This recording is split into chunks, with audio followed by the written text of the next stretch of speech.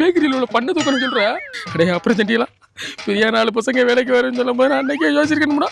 அதுக்கு நீங்க தான் ஹெல்ப் பண்ணணும்.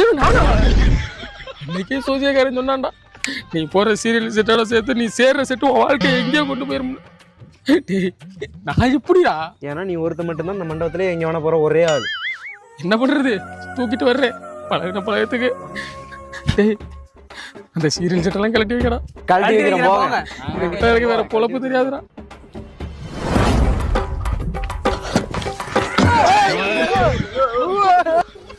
என்னடா பொண்ணுக்கு மூஞ்செல்லாம் முடியா இருக்கு.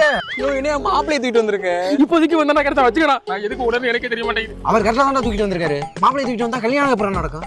டேய் அப்ப எவனையா கூட்டி தாலிக்கிட்ட வச்சிருவான்டா. டேய் நீங்கடா போறா. அந்த எவனையா நானா இருக்க கூடாது. எனக்குள்ள வேதனை நிலவுக்கு தெரிந்திடும் நிலவுக்கும் ஜோடி இல்லை.